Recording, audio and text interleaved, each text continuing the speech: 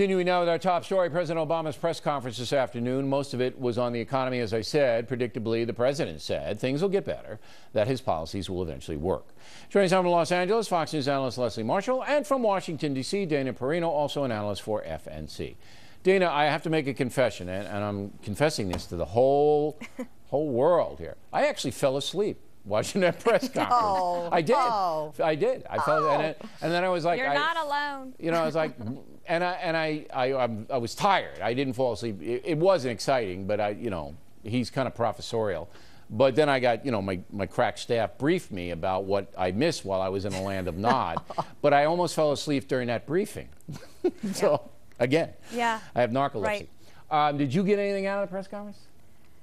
Well, I don't think anybody did, and in fact, the worst part is, Bill, I don't think the president got anything out of it. I was really surprised last week when they announced on Friday that they would have a press conference a week from then. I don't understand why you would do that, especially when on Monday he gave a speech on the economy. Wednesday he gave another speech on the economy and an interview to ABC News' George Stephanopoulos. Plus he's going to have this press conference. Well, the only news that really came out of it is that now we're back talking about the mosque. And he said that he hadn't finished anything on Gitmo. Plus, he said that he did not say that healthcare, or that he promised that he never said that healthcare rates would rise when he actually did. And tomorrow morning is September 11th. So in tomorrow morning's papers, everything you're going to read about the press conference was all of the stuff and not a coherent message. I actually think, Bill, that this was one of the worst weeks in President Obama's presidency. Look, one of the worst weeks I don't know about had. that, but I disagree with you. I think the message was clear that he's telling the American people his economy strategy is going to work. You just have to give it more time. And he's did it all week. But how is that any different than what he said all week? And no, but he's trying to over and over and over, so everybody goes, well, maybe he's right. But no one's believing it. That's why it's the emperor had no closed press conference. I bet you Leslie believes a little bit of it, Dana. I mean, no one? Come on, Leslie, what do you say? Well, not enough that it's going to make a difference in November.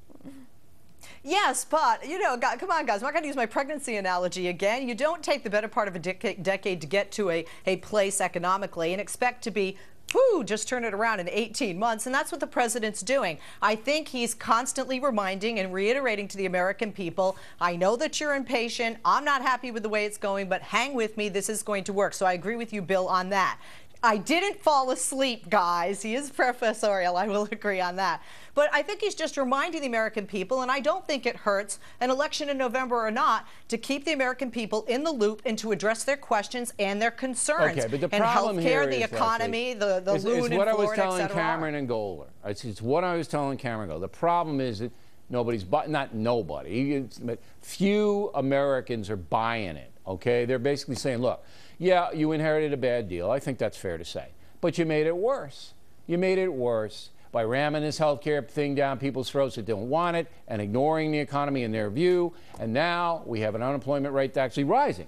All right? So you made it worse. That's what's in play here, Leslie. That's what's going on.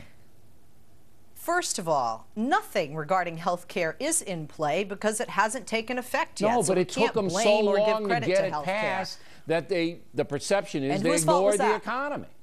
Whose fault was that? Did Obama's we have to have fault because he put the priority. I disagree. He didn't prioritize correctly. The economy should have been number one. I love how he keeps blaming the Republicans when it's amazing to me that he keeps blaming the Republicans when really I saw a great quote this week that Republicans couldn't stop a swinging door. The Democrats have wide majorities in both houses of Congress, and if they wanted to get more things done, they could get it done. He never laments the conservative Democrats that are blocking his agenda. He just blames Congressman Boehner and other Republicans. I mean, that's astounding.